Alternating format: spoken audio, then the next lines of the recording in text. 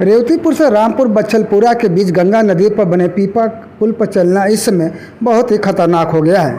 पीपा पुल पर लगा स्लीपर कई जगह टूट गया है, वो भी एक स्थान पर नहीं बल्कि कई जगह पर पुलिया का स्लीपर टूट चुका है। लोहे के प्लेट भी पुलिया को तितर बितर कर रही हैं। लोहे की प्लेट की वजह से उस पर चलने वाले वाहन सवार यदि ध्यान नहीं दिए तो बड़ा हादसा हो सकता है। बड़े वाहन भी किसी तरह से निकल रहे हैं। सबसे ज़्यादा डर भारी वाहन व बाइक सवार को है। यदि ध्यान नहीं दिए तो सीधे गंगा नदी में गिर जाएंगे या फिर गिरकर घायल भी हो सकते हैं। पीपा पुल पर लगे रेलिंग में आज तक भी नहीं लगा। इसको लेकर विभागीय अधिकारियों का क्या कहना है, आइए सुनते हैं। एक कहना यह है कि उसमें से भारी गाड़ियाँ अधिकतम 4 टन अलाउड है, लेकिन भारी गाड़ियाँ जो है कि ट्रैक्टर में जो है कि गिट्टी और कुछ बालू लाद करके लोग जो है कि क्रॉस करते हैं। तो भारी गाड़ियों के जाने की वजह से जो है कि स्लीपर टूटने की संभावना रहती है। दूसरा ये है कि ये पीपा पुल काफ़ी दिन पहले से 2005 से चल रहा है। स्लीपर भी काफ़ी पुराने हो चुके हैं, तो जो पुराने हैं तो ज़्यादा लोड है तो टूटने की संभावना रहेगी। ऐसे में अब तो टूट चुके हैं, तो आगे आम जन के लिए फिर क्या किया जाएगा? उसके लिए जो है कि फिर और स्लीपर की सप्लाई ली जा रही है, टेंडर प्रक्रिया में है। जैसे फाइनल हो जाता है तो नए स्लीपर आकर के उसमें लगेंगे। ऐसे में कब तक की संभावना? बहुत जल्द ही वो टेंडर लगा हुआ है। मई के फर्स्ट वीक में जो है कि हो सकता है सेकेंड वीक तक 10 मई तक फाइनल हो जाएगा। जिससे टेंडर फाइनल हो जाता है तो नए स्लीपर आकर के लगेंगे।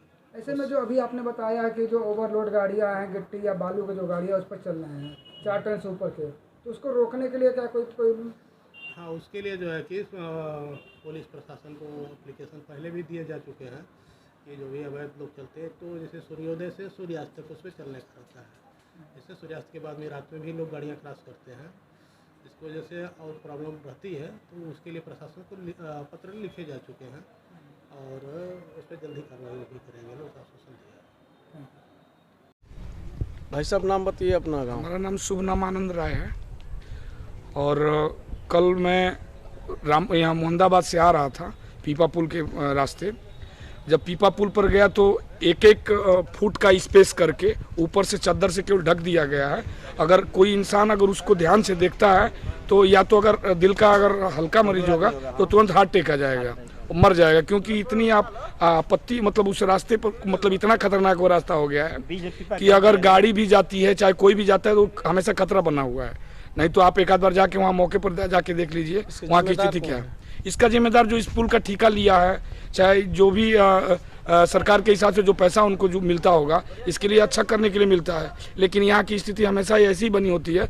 आप चद्दरों पर जाकर देख लीजिए, पूरा एक एक फुट बालू जमा हुआ है। आए दिन जो है हमेशा गाड़ियाँ वहाँ उलटती रहती हैं, गिरती रहती हैं, लेकिन इसका संज्ञान ना कोई प्रशासनिक स्तर से कोई लोग ले रहे हैं, ना सरकार इस पर कुछ कर रही है और न जिलाधिकारी का इस पर मतलब नज़र जा रहा है। एक मिनट, अपना नाम बताइए। रमाकांत पांडे। मैं कल मोहम्मदाबाद तहसील से आ रहे थे पीपा पुल पर। पीपा पुल की इतनी कंडीशन ख़राब है, एक एक हाथ बीच में गए थे पीपा का। अगर लोग ध्यान नहीं देंगे तुरंत वहाँ एन स्पॉट पर कुछ भी हो सकता है, दुर्घटना। आ रहे थे, मेरी बाइक की अगला टायर फट गया। कम से कम इसकी सुधारने के लिए जो ठेकेदार हैं, जो ठेका लिए हैं, उनको तो देखना चाहिए। आज जो ठेकेदार को ठेका दिवाए हैं पैसा सरकार का, उसका दुरुपयोग हो रहा है और पब्लिक को बहुत परेशानी हो रही है।